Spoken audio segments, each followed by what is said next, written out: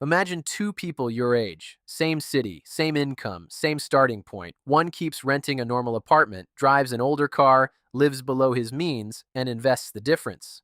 The other buys a house because everyone told him renting is throwing money away. On paper, the buyer looks more successful. He has keys, a front door, maybe a little welcome mat that says something tragic like adulting. The renter looks like he is behind. Same couch from 3 apartments ago. Same little kitchen, same landlord who somehow takes 4 business days to answer a text about the sink. Now, fast forward 10 years. The person who looked behind might have more freedom, more investments, less stress, and options. And the person who looked responsible might be trapped by the most expensive decision of his life. This video is not anti-house. A house can absolutely build wealth. A home can be stability. It can be a great move. It can be the best financial decision some people ever make. But buying before the math works can keep you broke with a nicer address. And today, we are not doing vibes. We are not doing what your uncle said at Thanksgiving. We are not doing renting is throwing money away, as if that one sentence contains the entire housing market. We are doing the real math. Because if you are in your 20s, somebody has probably told you that renting is a waste. Your parents said it, TikTok said it, some guy with a real estate podcast definitely said it while standing in front of a rented Lamborghini. But here's the problem. Buying a home is not automatically wealth. Renting is not automatically failure. The real question is, which one gives you more control in your actual life, with your actual income, in your actual city, with your actual bank account that sometimes looks like it needs emotional support? By the end of this video, you are going to know how to compare renting and buying without shame, without complicated jargon, and without rich guy nonsense. I'll show you the hidden costs people forget, the real monthly number to calculate, the 5-year test, and the simple way to decide whether buying is actually smart for you right now or whether it is just expensive pressure wearing a roof. First, we need to talk about the sentence that has bullied an entire generation. Renting is throwing money away. People say this with so much confidence, like they discovered gravity, like no one has ever considered that rent does not build equity. And yes, technically, when you pay rent, you do not own part of the apartment. Your landlord does not send you a cute little certificate that says, "Congratulations, you own 0.004% of the dishwasher." Rent is a cost. You pay it, you live there, the money is gone.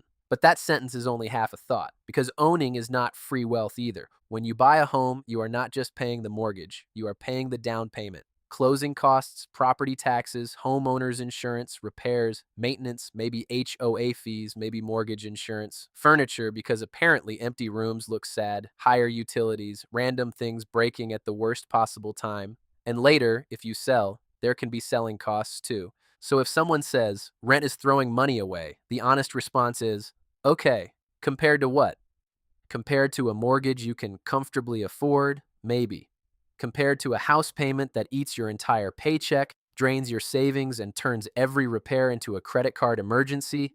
That is not wealth. That is a hostage situation with granite countertops. The first mistake people make is comparing rent to mortgage, like those are the only two numbers. They say, my rent is $2,000, and this mortgage calculator says my mortgage would be $2,100. So buying is basically the same. No, that is where people get cooked. The mortgage is not the house payment. The mortgage is the front door. The house payment is everything waiting behind it. Imagine you are looking at a house. The listing looks nice. The photos are bright. The kitchen has those fake lemons on the counter because apparently every real estate photo needs emotional citrus.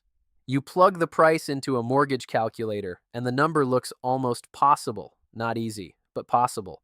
And your brain starts doing that dangerous thing where it says, if I stop eating out, cancel Netflix, stop having joy, and never need new tires again, maybe I can do this.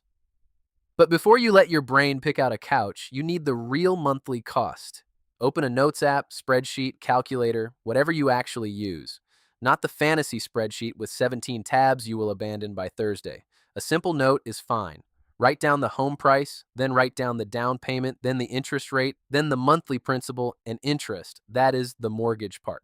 Now add property taxes, add homeowners insurance, add mortgage insurance if your down payment is low, add HOA if the place has one, add estimated repairs and maintenance, add higher utilities if the home is bigger than your current place. Now you have a number that is closer to reality. And this is where the emotional part starts, because a house can look affordable until you add the costs that do not care about your dream.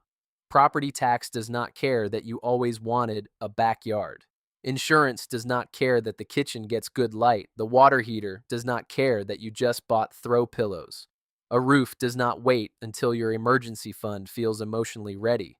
Text on screen moment. The mortgage is not the house payment, it is the cover charge. Now, does that mean buying is bad? No. It means buying deserves adult math, not peer pressure math. If the full monthly cost fits your life, you have savings left, you plan to stay long enough, and the home supports your goals. Amazing. But if the only way the number works is by deleting savings, deleting investing, deleting flexibility, and praying nothing breaks, the house is not building wealth yet.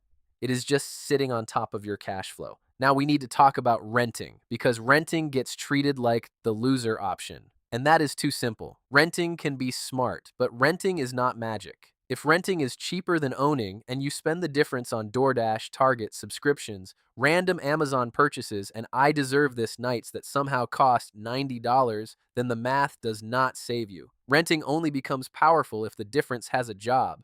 Let's say renting costs you $2,000 a month. Owning the kind of home you want would realistically cost $3,000 a month when you include mortgage, taxes, insurance, repairs, and everything else. That means renting gives you a $1,000 monthly gap.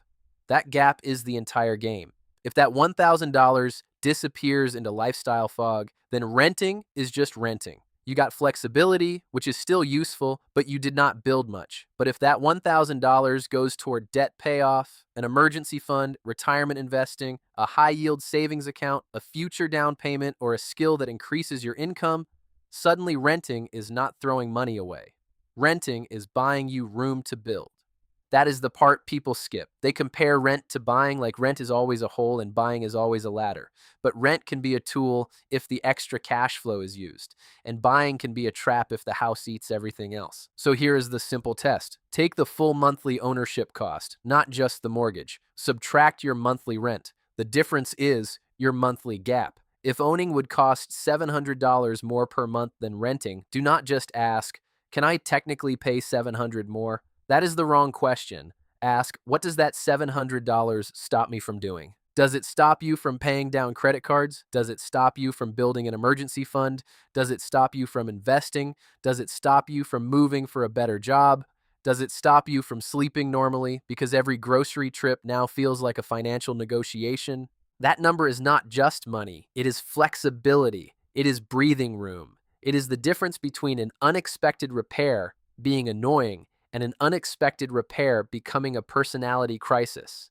And if money advice always makes you feel behind, this channel is for you.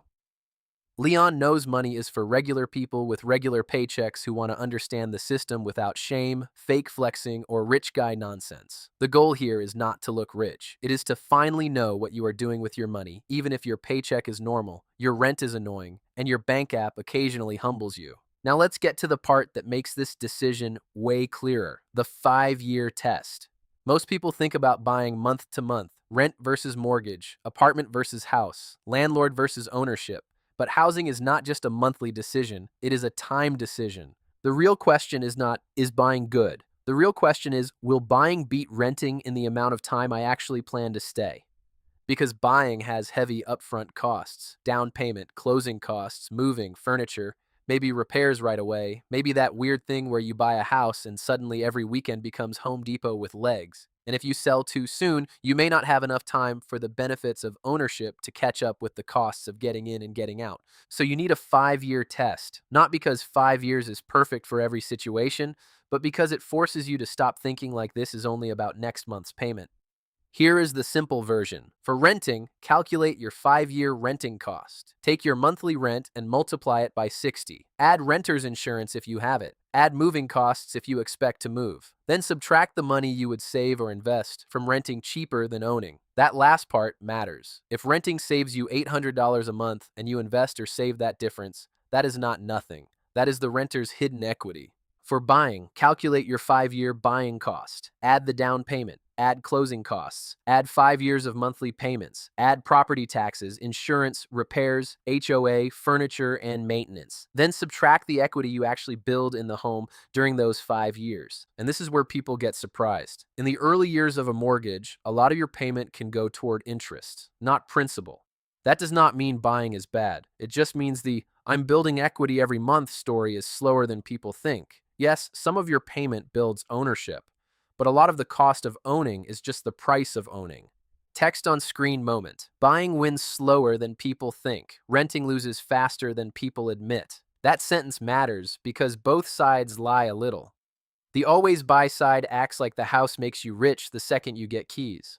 The always rent side sometimes acts like renting is automatically smarter because you could invest the difference. Could is doing a lot of work there. Could invest is not the same as did invest. Could save is not the same as did save. Could build wealth is not the same as watch the difference disappear into Uber Eats and a phone upgrade. No shame, just data. So when you compare rent and buy, you are not comparing two labels. You are comparing two systems. Buying works when the full cost fits, you stay long enough, the home does not destroy your cash flow, and you build equity over time. Renting works when the lower cost gives you room to save, invest, pay debt, move, and build options. Both can work. Both can fail. Now let's talk about the phrase nobody wants to hear when they are imagining their cute little house. House poor. House poor is when you technically own the house, but the house owns every decision you make. You can say, I'm a homeowner, but you cannot save. You cannot invest. You cannot handle a $2,000 repair without panic. You cannot go to dinner without calculating if the water bill already hit. You cannot take a better job in another city because selling is expensive and moving feels impossible. You have the address, but you lost the breathing room. And let me be clear, this is not about being scared of responsibility. Owning a home comes with responsibility. That is normal. The problem is when the home takes so much of your income that every other part of your financial life gets frozen. A house should not require you to live like a haunted accountant. Before buying, ask yourself the house poor test. After the down payment and closing costs, will I still have emergency savings? Not, I will rebuild it eventually savings. Actual money left.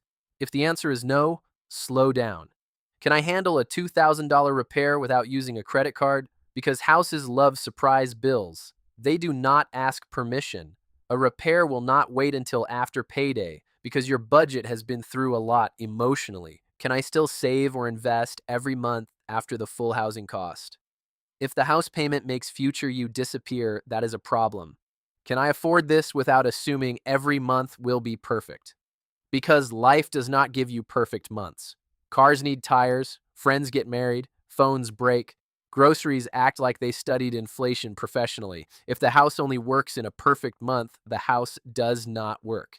And finally, am I buying because I am ready or because I feel embarrassed? That one hurts. But it matters. A lot of people do not buy because the numbers are strong. They buy because they feel behind. They are tired of hearing families say rent is waste. They see people online getting keys. They feel like adulthood has a scoreboard, and homeownership is the biggest number on it. But buying from shame is dangerous. Shame will make you ignore math. Shame will make you overpay. Shame will make you accept a payment that turns your life into a hallway of bills. You do not need to prove you are grown by buying a house. You prove you are grown by making decisions that your future self can survive. Now let's make this practical. Here is the action plan. You can do this in 7 days, and you do not need to be a real estate expert. You just need honest numbers. Day 1, pick your real numbers. Open Zillow, Redfin, local listings, whatever people actually use in your area. Find homes you would realistically buy, not the dream house with a kitchen island the size of a small country, a realistic home. Write down the price. Then open rent listings and write down what it would cost to rent something similar enough for your life. Not perfect, just close enough to compare. Then open your bank app, check your savings. How much do you actually have for a down payment and closing costs? And after that money leaves, how much would be left? This is not the fun part, but it is the part that keeps you from lying to yourself. Day 2, calculate full monthly ownership cost, mortgage principal and interest, property taxes, homeowner's insurance, PMI if needed, HOA if there is one, repairs and maintenance, utilities. Put it all in one number. This is your real ownership number. Do not use the number that makes you feel good. Use the number that protects you. Day 3. Do the monthly gap test. Take full ownership cost and subtract rent. If owning is more expensive, that gap tells you what buying costs you in flexibility every month. If renting is more expensive, that tells you something too, but either way, you need the gap. If the gap is $700, ask, what would I do with $700 a month if I rented? Be honest. Would I invest it, pay down debt, save it, or would I just accidentally upgrade my lifestyle and then pretend I do not know what happened? No shame, just data. Day 4, do the emergency test. If you bought this home, would you still have 3 to 6 months of basic expenses? Could you handle a repair? Could you handle a late paycheck? Could you handle your car needing work the same month the dishwasher starts acting possessed? If buying the house empties the safety net, that is not a small detail. That is the difference between owning and panicking. Day 5, do the 5-year test. Write the 5-year cost of renting, then write the 5-year cost of buying. Include the big stuff. Do not get lost in pretending your estimate has to be NASA-level precise. You are not trying to predict every penny. You are trying to see the direction clearly. Does buying start to make sense if you stay 5 years, 10 years? Does renting win if you invest the difference? Does buying only work if nothing breaks and you never move? That tells you a lot. Day 6, check your lifestyle fit. Are you staying in the city? Do you want flexibility? Are you early in your career? Could a better job require moving? Are you ready to handle repairs? Do you want the responsibility or do you just want the social proof? A home is not just a financial asset. It is a lifestyle choice that sends you bills. Day 7, decide by season, not ego. This is the whole point. Sometimes renting is the smart season. Sometimes buying is the smart season. The mistake is thinking one makes you a winner and the other makes you a loser. Renting can be smart if it gives you flexibility and lets you build. Buying can be smart if you can afford the full cost and stay long enough for the math to work. The flex is not owning. The flex is choosing with your eyes open. So if you are renting right now, that does not mean you are behind. It means you need a plan for the difference. If renting saves you money, give that money a job before your lifestyle gives it one. Emergency fund, debt payoff, investments, skills, future down payment, something. And if you want to buy, great. Just make sure you are buying a life, not just a look. Make sure the payment lets you breathe. Make sure the house does not take all the money that was supposed to make you free. Because buying a home can be one of the best financial moves of your life. It can also be the move that traps your paycheck for 10 years. Renting can be wasting money. It can also be the thing that gives you enough room to build. The difference is not the label. The difference is the math. Do not buy a house to look free. Buy when the numbers help you become free. And if you are tired of money advice that acts like everyone already has a 6-figure salary, a rich parent, and a perfect spreadsheet, this channel is for you. Leon knows money is about making money finally make sense for regular people with regular paychecks. No shame, no fake flexing, no rich guy nonsense. Just simple moves that help you get control one decision at a time.